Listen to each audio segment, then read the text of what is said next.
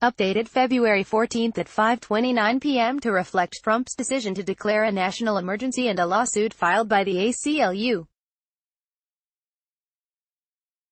El Paso, migrant families have found the latest area to cross the border en masse and turn themselves into U.S.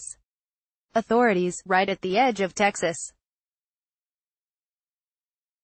The drama is playing out as President Donald Trump on Thursday indicated he'll declare a national emergency to bypass Congress and build his long-promised wall along the border, even as he signs a spending bill which falls far short of fully funding it. And on Thursday, the ACLU filed a lawsuit in federal court challenging the administration's efforts to have migrants from Central America remain in Mexico while they await the chance to have their asylum cases processed in the U.S. At least two groups, Protect Democracy and Niskanen Center, immediately issued a statement they were prepared to file suit if Trump declares a national emergency on behalf of border communities, including El Paso and the Border Network for Human Rights. President Trump has already made many negative and false statements about our community in the attempt to justify his border wall, stated El Paso County Judge Ricardo A.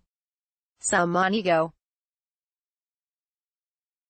This threatened emergency declaration will further damage El Paso County's reputation and economy, and we are determined to stop this from happening. Trump visited El Paso earlier in the week and doubled down on his promise to build a wall to keep out drugs, gangs and caravans.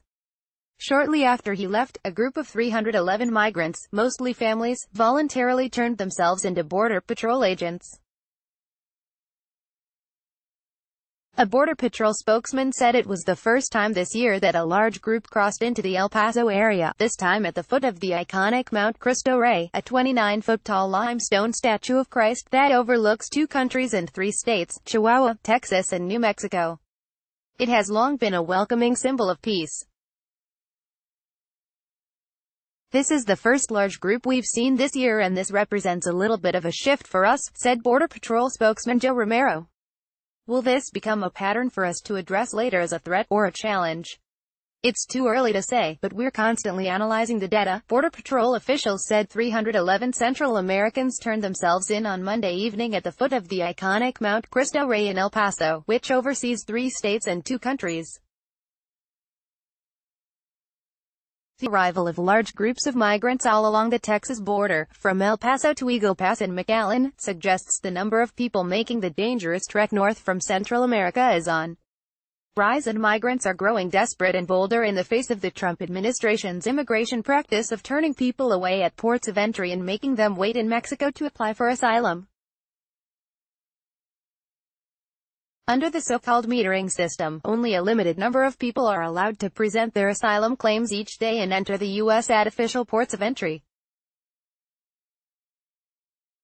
The rest are told to put their names on a waiting list and must wait in Mexico under a reluctantly agree-to understanding with the government they're known as Remain in Mexico.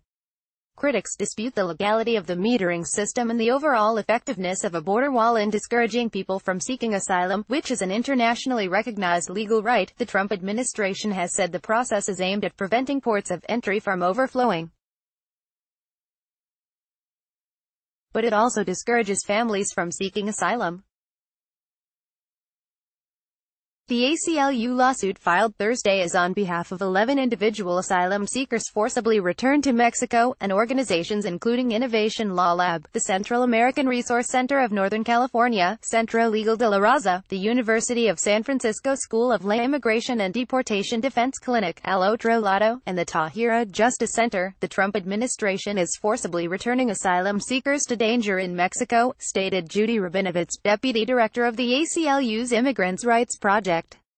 Once again, the administration is breaking the law in order to deter asylum seekers from seeking safety in the United States. The administration of Mexican President Andrés Manuel López Obrador has also come under criticism from U.S. congressional leaders, including U.S. Rep. Joaquin Castro, de San Antonio, and dozens of civil rights organizations for its tacit agreement to the Remain in Mexico plan, now known as Migration Protection Protocols. López Obrador administration officials have said they want to avoid a confrontation with Trump on the issue of immigration, something they see as a domestic matter that needs to be resolved by U.S. courts and not the Mexican government. On Thursday, Mexico's foreign ministry spokesman, Roberto Velasco, said the government is closely monitoring developments, including the flow of Central Americans to its territory. Asked to comment further, Velasco would only note an earlier announcement by Mexico's National Migration Institute that Mexico had ended, for now, a program to grant fast-track visas for humanitarian reasons to Central Americans. The effort is seen as a way to discourage further migration from the region. Are Trump's policies making life more dangerous for immigrants on the Mexico side of the border? Central American immigrants stand at the U.S.-Mexico border fence after crossing the Rio Grande from Mexico on February 1, 2019 in El Paso. In Piedras Negras, across from Eagle Pass, an estimated 2,000 migrants, mostly from Honduras, arrived there last week, overwhelming city and state officials on the Mexico side of the border. A shelter holding many of them is cordoned off by Mexican authorities, preventing the migrants from leaving the premises.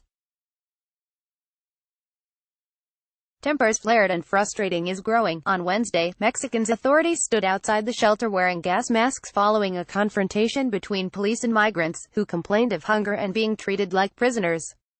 Video by Univision Network this week showed a mother of 4, holding children, throwing herself into the waters of the Rio Grande and forcing U.S. Border Patrol agents to rescue them as a way to get into the U.S. Large groups have been crossing the border for months on years, but what's new here is that large groups are crossing in Texas near El Paso for the first time this year. The El Paso Border Patrol sector, which extends hundreds of miles throughout far west Texas and New Mexico, has seen at least 28 groups of more than 100 people turn themselves into U.S. authorities in the barren areas around nearby Antelope Wells, NM, about a 170-mile drive from El Paso. Since October, there is an incessant mantra coming from the administration that they're criminals, that they are a threat, that they are a danger, even though that this is not true, said Ruben Garcia, director of Annunciation House, which helps asylum seekers. The organization was expecting upwards of 500 asylum seekers to be released on the streets of El Paso Thursday night. In the last week, at least 3 major groups of Central Americans have turned themselves into U.S. authorities. One group was made up of more than 330 people. They arrived hours before the 311 turned themselves in on Monday night, about an hour after Air Force One took off from El Paso following Trump's visit. Migrants show up in these remote areas of the border because they're being asked to wait for days, weeks, perhaps months in the crowded shelters of Mexican cities and towns for permission to cross and seek asylum.